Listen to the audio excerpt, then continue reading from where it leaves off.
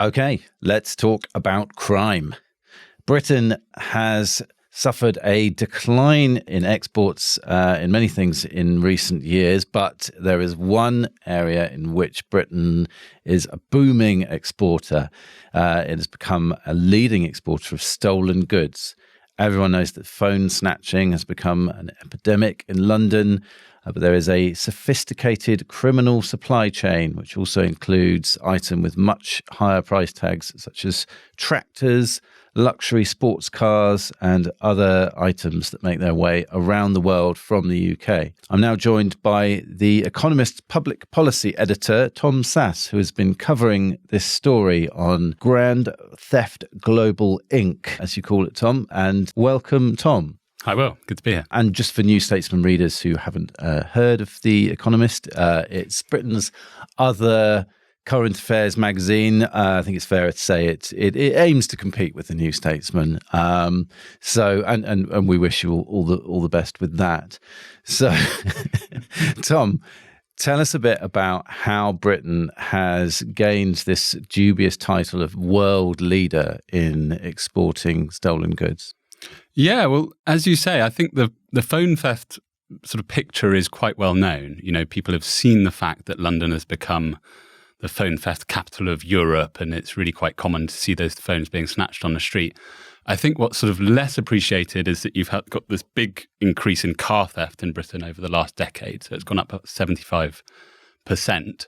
And there's something connecting both of these things, really, which is that stuff is being nicked on the streets.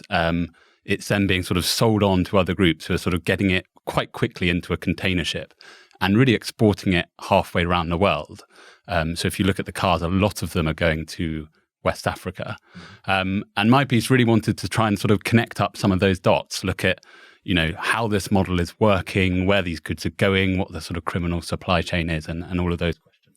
So tell me about some of the numbers here. So you said, you know, London's become the phone theft capital of Europe. And you write in the piece, don't you, that is 40% of the phones stolen in Europe. Is that right? That's right. So, and that's roughly how many per year? From insurance data, it's 40% of the sort of claims in Europe.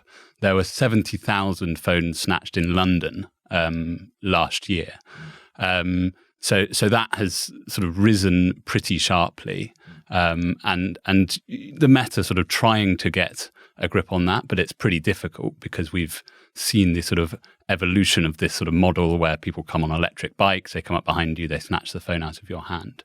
So it's definitely sort of picked up more here. I would say that we're likely to see that model sort of spreading around in other places. You know, people have these expensive things in their hands, they're on the street, they're sort of sitting targets. Yeah, but I mean, that's a serious industry. You know, when you consider what it takes for a single person to steal a single phone, you know, quite an adrenaline pumping moment for the thief, and it's a violent crime, isn't it? It involves the snatching of somebody else's property, and that's happening hundreds of times per day. What you do so brilliantly in the piece is to describe this as a global supply chain, but at the factory floor of this supply chain, how many people do you think are involved? Pretty hard to put numbers on that. I mean, if you look at some of the people involved when they are caught, they are stealing, you know, dozens of phones in a week. You know, they're going around as a group of sort of 3 or 4 people, and they will go out snatching, you know, for a morning. This is the type of people who would have been sort of drawn into low-level drug crime and now being sort of drawn into this. For an unlocked phone, you can probably then sell that on if you're that person stealing that for 200, 300, maybe even £400. If it's locked, it's much less. It's going to be sort of £60 or £80. And that's one of the reasons actually that this entire sort of mode of theft has evolved, snatching. So previously, before the sort of manufacturers introduced biometric locks and Face ID and that kind of thing, there wasn't such a premium on getting that phone when it was unlocked. But now that really is what the thief wants because it's worth much more money. Mm-hmm. So the sort of the mode of theft evolves, and we see something similar happening with cars, actually. The cars is interesting because, I mean, that you talk about them being stolen to order, really. There's a separate piece on the evolving technology of car theft. Tell us a bit about the journey of a car from, say, being stolen off a London street to where it would end up and who buys That's right. If you think of car theft back in the day, it was someone using a coat hanger or whatever to get through the door and then essentially hot wiring the car.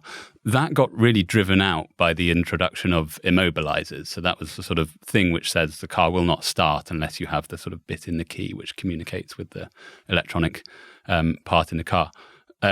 What we've then seen is this big increase that I mentioned just now in the last decade, and that's really been driven by a shift in vehicles towards, first of all, kind of keyless ignition, but then actually as cars are getting sort of more and more fancy and they've become essentially computers on wheels, is how people sort of describe them in the industry, which is kind of great for all the kind of mod cons that you get, but it introduces a whole load of vulnerabilities. So I went down to Felixstowe Port and I was with the police kind of looking at some of the cars that had been intercepted as they were on their way onto the container ship. And what the thieves do is they basically buy a device. You can get it on the internet, not even on the dark web. They will sort of crack open a tail light, or I saw one car where it was the sort of electronic component just next to the sort of bonnet latch.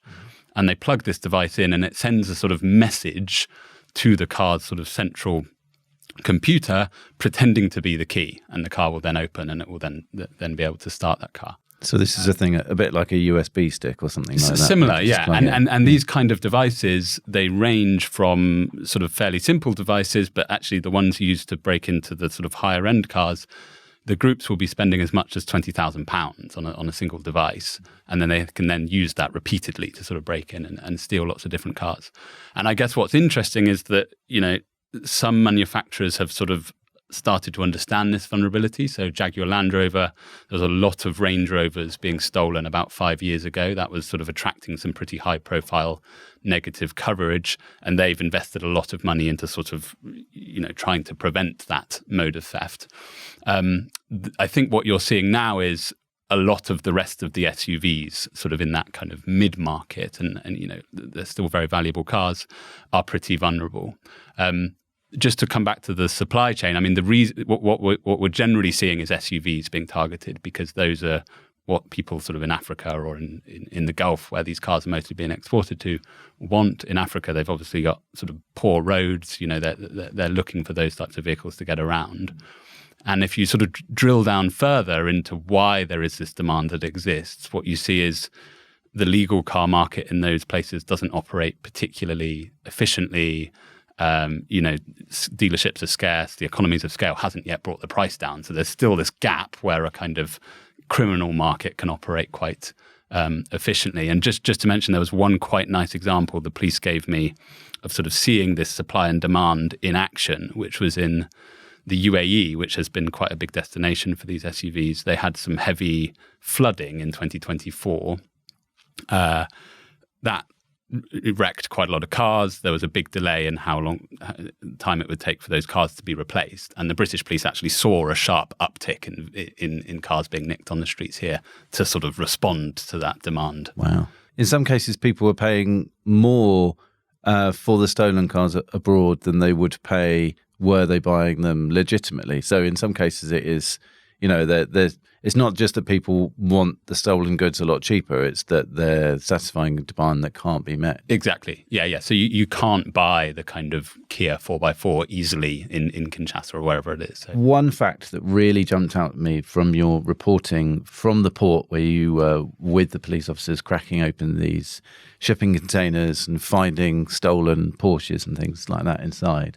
One fact that really jumped out at me, how many police officers are there on the whole of the South Coast investigating the number of stolen cars going out through the ports? So there's 3. Yeah. There's 3 at the ports. I think there's a team of about 40, and it's called NAVSIS, which is the National Vehicle Intelligence Service. And it's quite an interesting story, actually, because they're actually funded by something called the Finance and Leasing Association, which is to do with car finance and leasing. And they are so motivated by car theft, which is hitting their industry as well through sort of fake rental documents, that they're paying for a whole team of police officers to investigate this. So, but the other thing that tells you is that the police really aren't prioritizing this. So the industry has had to pay for a police force to look at this. Another thing that's quite interesting is some of those officers were telling me they've sort of been to Europe, they work through Europol and sort of sharing information on how this works. The Europeans don't have dedicated police sort of looking at this either. And they were saying in Europe, we couldn't do this sort of thing. We couldn't have a sort of privately funded police force looking at this. Yeah. But that is crazy, isn't it? That this, this isn't even, there's 3 police officers looking at the, trying to find the stolen cars as they go out through the ports. And they told you, didn't they, that they, thousands of containers go past and they don't really know what's in them. They could have anything written on their manifest. One of the things that I guess surprised me as I was reporting this story is what you don't think about just how little exports are checked. So imports, countries have border forces. They focus a lot of time and attention and resources on what comes into the country. They're hunting for people, they're hunting for drugs, whatever else. Most countries' exports hardly get checked at all. So I sort of had some conception in my mind that we might sort of be able to trace that, but there really is no infrastructure at the port to be able to do that. So another thing they told me at Felixstowe was they have to pay a fee of £200 every time they take a container off the sort of conveyor belt going towards the ship, as it were, and try and search that. And that's because they've interrupted the port's process, the sort of the free trade. And you don't want to sort of put sand in the wheels of that too much. But really, there is not a big infrastructure for checking what goes out, which is part of what makes this quite an effective criminal model, because you can nick something, you can get it quite quickly into a container, which, by the way, are very easy to book. Almost anyone can book a container without much identification at the moment in this country, and then get it away quite quickly, and it's likely not going to be checked. I guess if you're a taxpayer, you might find that rather annoying, because on the checking the imports into a country, obviously there are a number of reasons for that, but one of them will be to make sure that the exchequer collects enough tax on them. Whereas on the way out, the fact that they're not checked, the cost is borne by us, really, isn't it? It's borne by everyone through their insurance policies. That's true. So the cost of this is sort of distributed via higher insurance premiums for the most part. And in a sense, that means that, no one has a super strong incentive to fix it. So, and the police, for their part, I think they have been told for sort of the last 5 to 10 years, you need to focus on violent crime, you need to focus on, sexual offences. And they just don't think they've got the resources really to tackle this. I think the other problem is that if you think about a sort of Bobby on the beat, a sort of local force trying to deal with what is actually quite a sophisticated, organised network, they might pick up some of the street level people that we were talking about earlier. They've arrested some of the people who sort of hang out on the street with the kind of kit that will break into a car, but they haven't got any of the high ups in this business. And that's because you've got really a sort of not the right tool to do that. These people are overseeing an enterprise that is causing real damage to the economy, I think you could argue, because I was just looking at some data from, I think, Citizens Advice that said there are something like 2.5 million people in this country who would drive but don't because they can't afford insurance. Insurance premiums have, as anyone who drives a car will know, have gone up very significantly in recent years. And I think probably correlated with this steep rise in vehicle theft. I think that's right. I think they've gone up about 50% in the last 4 years, and that's actually above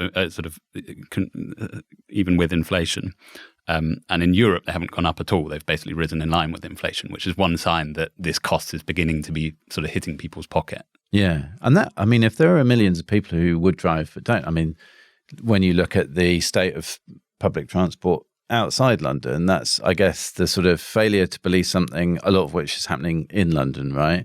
Affecting people around the country. So even somebody who might, live elsewhere in the country and might think, oh, well, it's not really my problem if a load of Range Rovers get stolen from Islington. I guess it is in a way, because you end up paying for it through much higher car insurance. And then if all these people can't drive, they might not be able to take certain jobs and, reduce their ability to participate in the economy, and that could have quite serious knock-on effects, I think. Definitely. That they are all paying for it. So this at the moment is happening mostly in London and around London and the southeast, but it could well spread. And actually, I think the costs they sort of go beyond the immediate financial cost. Okay, someone might have their phone insured, they can get it replaced. But the sort of societal cost of people thinking that on the street they're on their phone and someone might be about to come up behind them and yank it out of their hand. That's that's not great for sort of cities and for sort of how we all trust the sort of places that we move around in. So I think the costs of this are sort of bigger than perhaps that immediate sort of theft value. Are those the things that really make Britain a sort of prime target for this kind of crime? So we've got very weak export controls. We've got sparse policing, and the police have lots of other stuff to concentrate. Is Britain's consumer market also particularly ripe for this kind of exploitation? I think you've got all of those factors, which I think one person I interviewed said Britain is a perfect place for this type of sort of theft and export industry to thrive. But I don't really see any reason why it can't be successful in other rich European cities, for example. So America's maybe a little bit different. They have more scrutiny of their exports in America for reasons of tax evasion and tariff fraud and that kind of thing. So that they've got a bit more checks. But I think it could well thrive elsewhere in Europe. In Canada, they've seen quite a lot of the similar sort of vehicle theft, also going to Africa and the Gulf. But where I landed actually in terms of why it's really sprung up here in Britain is I think it's probably just one of those criminal innovations where you sort of see organized crime groups, they sort of develop a new line of business, as it were. You've got quite a lot of people moving from drugs into this phone snatching, into this vehicle theft. They've worked out a few routes that seem to be pretty effective. They've got the connections to make those routes work. A police officer actually said to me, London is often a place where criminal innovations first emerge. So not something to be proud of, maybe. But you've got all of those factors which you mentioned. It's a good place to sort of try out some of these things, but it will probably spread. Yeah.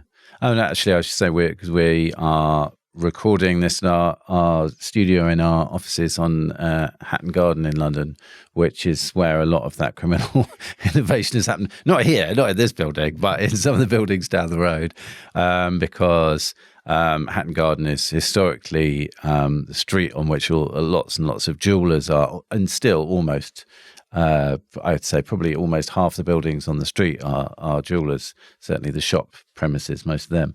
And it's a place where all of these innovations and different kinds of fraud and money laundering and things like that have been sort of tried out first. I guess it's the sort of penalty for being somewhere where there is a lot of money flowing around. It's, such enterprises can be easily capitalized and tried out. Yeah, I think that's right. And I think it also points to the sort of flaw of some of the police thinking, which says this isn't a high harm crime. Someone's just stealing a car, someone's just stealing a phone, that will be replaced. Ultimately, no one's died, etc. But actually, if you look at who's involved in this, it's the same gangs who are doing drugs. They're likely to be violent as well. I think it's quite hard to sort of draw a neat line around the activities of some of these organized businesses. And then you've got the sort of fraying of the social fabric effects as well. Yeah. I mean, I remember when there was the sort of first big wave of cybercrime and particularly ransomware. There was a debate over whether or not people should be allowed to pay ransoms for, when their computers got sort of locked up by ransomware, or whether insurers should be offering insurance that, covered that without asking certain questions, because if it was too easily insured and if it was too easy to sort of get your money back and to socialize the costs across everybody else, then that kind of feeds that species of crime. And then it starts happening way too much, and everyone starts paying much higher insurance premium in the end. So yeah, like you say, it's something that it just keeps spilling over until it becomes somebody has to address it. But with given all the other priorities that the police have, is there an imperative for other people involved to help do something about this? Should manufacturers be taking more steps with security on their devices, on phones? And you also talk about tractors and other farming equipment being stolen and taken to Russia, and phones being taken to China, cars being taken to the Congo. So where, should there be more security from manufacturers? Should shipping companies have more of a responsibility to know what they're carrying, or is this entirely the job of law enforcement? So I think you often hear this argument that manufacturers actually benefit from these thefts because someone has to go and buy a new one. I think it's probably fairer to say that their incentives are slightly mixed. So I mentioned Range Rover earlier. Actually, the sort of rash of thefts of Range Rovers was hurting their brand and ultimately leading to them sort of having fewer sales. So I think the incentives aren't always completely in one direction. But MPs, for example, have been quite forward in sort of blaming Apple and sort of saying Apple could just introduce what they call a sort of remote kill switch into iPhones and that would kill the phone snatching model. I think that actually completely misunderstands the sort of security technology behind these phones, actually. And basically, Apple and other manufacturers have introduced quite a lot of theft prevention measures. I mentioned a couple earlier, the sort of Face ID and biometric locking, but there's also, you can look at your iPhone now and you can turn on something which, if it's a sort of jarred movement, it will sort of lock itself. You can turn on things that if it's moved to a new neighborhood, it will lock itself. So they've introduced lots of these things, but if you tried to introduce something that allowed someone who's not in that phone to then sort of kill it, that would create sort of all sorts of difficult problems for manufacturers because their system is based on if you're in a phone and it's unlocked, then you have the right to change that phone. It's quite difficult if you go down that path. I can see why MPs would want Apple to pay. It's a nice, it's a nice baddie. Apple's not doing too badly financially, and the UK police forces arguably that's right. don't have quite so much cash on hand. There was a great committee session the other day, and the Met Police sort of managed to point the finger at Apple, and all the MPs started haranguing Apple as if they were sort of completely to blame for this huge thing, and the Met got completely off scot-free. I think there is some things you can do at the port. So I think you can put a bit more pressure on freight companies to sort of know your customer a bit better. It is quite extraordinary that you can basically, with a burner phone and a made-up name, book a container that will be picked up and put on the back of a ship the next day. That's quite odd. So that you could make the freight companies sort of introduce some basic levels of checking, perhaps even a high level of checking without sort of gumming up trade too much. But I think it probably does come mostly back to the police. I think one of the things I feel in London is that there's a huge number of people riding around on unrestricted electric bikes, which is not really policed, it's against the law, and they are the sort of perfect getaway vehicle. If someone nicks a phone, rides off one of those, it's very, very difficult for the police to do anything about that. So I think until you police that properly, you're going to have a sort of situation where it's quite easy to sort of urban crimes and sort of quite difficult for the police to catch up with it. And I think on the car theft picture, similarly, you could sort of introduce much stiffer penalties for people being in possession of these types of tools and bits of kit that are used for breaking into cars. So I think there's things the police could do, but it probably comes back to a resourcing question of not seeing this as a sort of low harm theft that will be left to the local bobby and the sort of local police force, but seeing it as a sort of serious organized crime that deserves that level of resource if you're going to do much to prevent it. Yeah. Okay. And ultimately, this is sort of part of the story of globalization, isn't it? I mean, you talk in your piece about how sort of globalization has made it possible for goods like the iPhone, which has this enormously complex global supply chain, I think it's got sort of components from sort of 50 countries or something like that, to make its way onto a UK high street. But then it's also made it possible for it to make its way back to Shenzhen in China, where they're made, to be then sold as a stolen good to somebody who couldn't afford to buy one new. So is it? So one of the examples I really liked, so as you say, most of these phones nicked on the streets in the UK are making it back to this one market in Shenzhen, biggest electronics market in the world. It's where that area is where a lot of the phones were made in the first place. So you have all the skills needed to sort of break apart those phones if they are locked. You've also got big demand from Chinese middle classes who can't afford a new iPhone. So it's sort of a perfect place to do it. But actually then, the ones that are broken apart, if you go to your average phone repair shop in London, and you've sort of smashed the screen of your iPhone, where do you think they're getting that screen from? They're buying them from Shenzhen. So it's a sort of this kind of globalization model where and the criminal part and the legal part sort of start to flow together. So I think that's definitely true. This is a sort of globalization story, but it's also a model that can thrive in a sort of world where that story, the world is sort of fragmenting a bit. So tariffs make this model more attractive. It's one of the big reasons we saw a big jump in agricultural vehicles and kit being stolen was the tariffs and sanctions on Russia. But also actually as countries start to cooperate a bit less, it's just easier for criminal groups to sort of ship the goods to somewhere where they're not going to be recovered. China doesn't really mind about sort of stolen phones being sold secondhand on its market, and it's not got a great incentive to do much about that. Yeah, and again, I guess we've seen that sort of a parallel with cybercrime there, where Russia is fairly clear with the criminal gangs who run cybercrime as a sort of in a professional way or professionalized way, that they won't be punished as long as it happens outside of Russia's borders, and they can collect as much revenue as they like from crime perpetrated abroad. So I guess it seems with the sort of increase in the sort of raising of borders, you get higher incentives to burrow underneath them or climb over the top of them with stolen goods. Yeah. Okay, well, Tom, thank you very much for coming to speak to us. I highly recommend your article to our readers. It's such high quality. I mean, it could easily be a piece in the New Statesman, I think. So the highest praise.